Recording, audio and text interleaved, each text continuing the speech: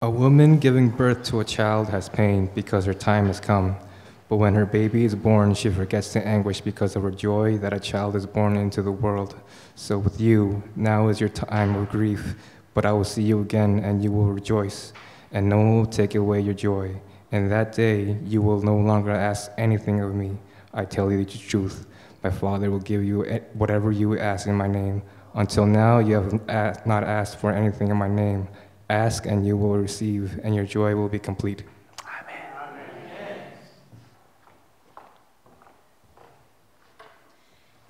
여자가 해산하게 되면 그때가 이르렀으므로 그 심하나 아이를 낳으면 세상에 사람 낳은 기쁨을 인하여 그 고통을 다시 기억지 아니하니라. 지금은 너희가 근심하나 내가 다시 너희를 보리니 너희 마음이 기쁠 것이요 너희 기쁨을 빼앗을 자가 없느니라. 아멘. 제가 한국에서 목회를 배울 때의 이야기인데요. 부활주일 전에 40일간 사순절 특별 새벽 기도회를 했습니다. 그때 한 안수 집사님께서 40일이 다 될 즈음에 이렇게 찬송 부르시더라고요. 만복의 근원 하나님, 이렇게 부르지 않고 만병의 근원 하나님. 새벽마다 40일간 나오는데 온 몸이 골병이 들었다는 거예요.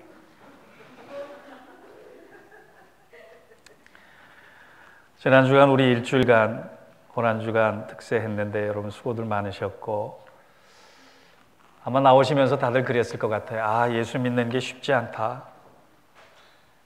다른 때보다 훨씬 일찍 일어나서 새벽기도 참여하고 또 일터에 나가야 되니 육체적으로 너무 힘들다, 그렇게 얘기하셨을 거예요. 그런데 여러분, 예수 믿는 것은 육체적으로 힘들어서 어려운 것이 아닙니다. 예수 믿는 것이 쉽지 않다라고 하는 이유는 우리가 신앙생활을 해도 기쁨을 경험하지 못하기 때문이에요. 기쁨을 간직하지 못하기 때문이에요. 물론 기쁨만을 얻기 위해서 신앙생활을 하는 것은 아니지만 하나님으로부터 공급받는 기쁨이 없으면 우리가 쉽게 영적으로 지치는 거예요. 부활주일은 세상 어느 날보다 기뻐할 수 있는 날입니다. 아니, 마땅히 우리가 기뻐해야 하는 날입니다.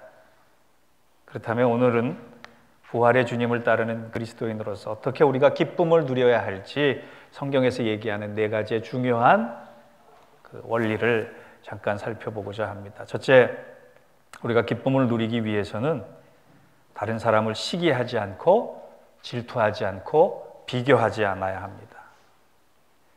요한복음 3장 29절에는 이런 말씀이 있습니다. 신부를 취하는 자는 신랑이나 서서 신랑의 음성을 듣는 친구가 크게 기뻐하나니 나는 이러한 기쁨이 충만하노라. 이 얘기가 누구 얘기냐 하면 마지막 선지자 세례 요한의 얘기입니다. 예수님 오신 당시에 선지자로서 활동을 했고 많은 사람에게 회개하라 천국이 가까웠다라고 하는 그 일성에 대해서 반응을 받았던, 그래서 세례 요한이 가서 사역했던 현장에는 무수히 많은 사람들이 따라다녔던. 그런데 어느 날 분위기가 반전됐습니다. 세례 요한이 모이는 곳에는 사람들이 오지 않았고 예수라고 하는 청년이 모인 자리에는 사람들이 몰려가기 시작했습니다. 가만히 생각하니까 나이도 자기가 많고 예수님보다 사역을 먼저 시작했고 내가 예수님에게 세례까지 베푼 위대한 선지자인데 사람들이 자기보다 예수님을 더 따르는 것에 대해서 불편할 수 있어요. 세례 요한의 입장에서 보면 시기와 질투가 날 수 있을 만한 그런 환경입니다. 그런데 세례 요한은 뭐라고 얘기했느냐? 나를 따르던 사람들이 마땅히 주님께로 감히 내가 오히려 기쁜 이유다. 여러분, 신앙생활 하면서 내 마음에 미움이 있고 내 마음에 질투가 있고 내 마음에 시기가 있는 그 자리에는 기쁨이 도저히 찾아올 수 없는 것입니다. 우리가 이 감정을, 미움의 감정, 시기의 감정, 비교의 감정을 믿음 안에서 십자가 아래서 치유받아야지만 온전한 기쁨이 내 안에 찾아오는 것입니다. 두 번째, 우리 기쁨은 주님께 주 안에서 감사할 때 누리게 되는 것입니다. 빌립보서 4장 4절에 주 안에서 항상 기뻐하라. 내가 다시 말하노니 기뻐하라. 여러분, 여기에 말씀에 기쁨의 전제가 뭐예요? 주 안에 있어야 한다. 내가 주 안에 있으면 주님께서 하시는 일에 반응할 수 있는, 볼 수 있는 거예요. 그러나 주님 밖에 벗어져 있으면, 주님과의 거리가 떨어져 있으면 아무리 주님이 어떤 일을 하셔도 바라볼 수가 없는 거예요. 하박국 3장 17절에서 18절 말씀을 보면 무화과 나무가 무성치 못하며 포도나무에 열매가 없으며 감람나무에 소출이 없으며 밭에 식물이 없으며 우리의 양이 없으며 외양간에 소가 없을지라도 나는 여호와를 인하여 즐거워하며 나의 구원의 하나님을 인해 기뻐하리라. 하박국 선지자의 외침은 한 가지입니다. 내 안에 다른 것이 없을지라도 하나님이 계시기에 하나님만으로 충분히 나는 기뻐하고 만족하는 일이 가능하다라고 얘기합니다. 여러분의 기쁨이 주 안에 섰을 때 풍성해지는 은혜가 함께하기를 축원합니다. 세 번째로, 기쁨을 누릴 수 있을 때는 언제냐 하면 받을 때보다 줄 때다라고 하나님 말씀하세요. 사도행전 20장 35절에 보면 이런 말씀이 있습니다. 주 예수의 친히 말씀하신 바와 같이 주는 것이 받는 것보다 복이 있다 하심을 기억하여야 할지니라. 사람들이 착각하는 것이 있어요. 내가 많이 가져야 나누어 줄 수 있다. 나는 없기 때문에 받아야 살 수 있다. 아닙니다. 종교개혁자 잔 칼빈은 이런 말을 했어요. 우리가 누리는 모든 복은 이웃을 위해 써야 한다는 조건으로 주님이 맡기신 것이다. 여러분의 시간, 여러분의 은사, 여러분의 사랑, 여러분의 물질, 여러분이 가지고 있는 것, 여러분의 마음까지도 나눌 수 있고 줄 수 있을 때 내가 이전에 경험하지 못했던 기쁨을 배가로 경험하는 거예요.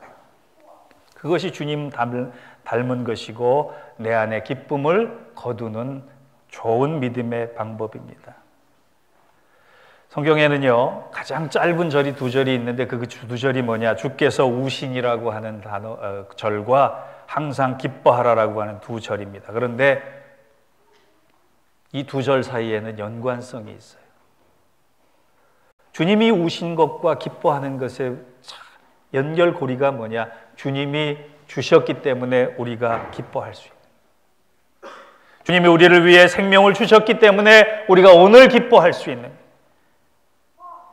주님이 우리를 위해 피 흘리셨기 때문에 우리가 영원한 생명을 얻을 수 있는, 주님께서 우셨기 때문에 우리가 웃을 수 있고, 주님께서 부활하셨기 때문에 그 부활을 우리에게 주셨기 때문에 우리도 부활의 소망을 간직할 수 있는 것입니다. 여러분, 움켜쥐지 마세요. 주님이 움켜주셨다면 오늘의 우리는 있을 수 없습니다. 주님 닮아서 주는 것보다, 아니지, 받는 것보다 줄 수 있는, 베풀 수 있는, 흘려보낼 수 있는, 나눌 수 있는 여러분의 풍성함이 항상 함께하길 축원합니다.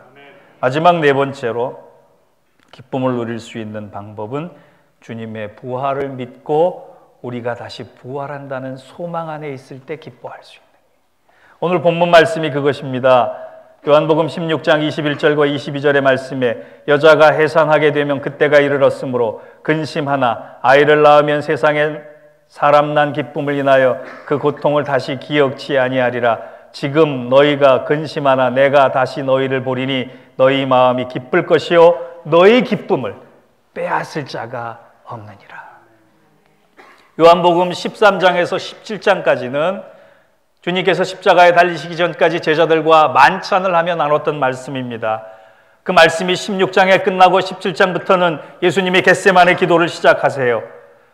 그러니까 오늘 우리가 살펴본 본문은 예수님의 마지막 말씀과도 진배가 없습니다. 근데 마지막 말씀의 주제가 뭐냐? 평강과 기쁨이에요. 너희가 나를 따르는 이유가, 너희가 자기를 부인하고 자기 십자가를 지는 이유가 눈물을 흘려야 되고 고통당해야 되고 아파야 되기 때문이 아니라 그것을 통과해서 기뻐하게 하기 위함이다 말씀하십니다. 그 기쁨으로 세상이 주는 고난을 이길 수 있게 하기 위함이다 말씀하시는 거예요. 오늘 미국 교회를 보니까요, 못 받은 사람들이 좀 많이 보이더라고요.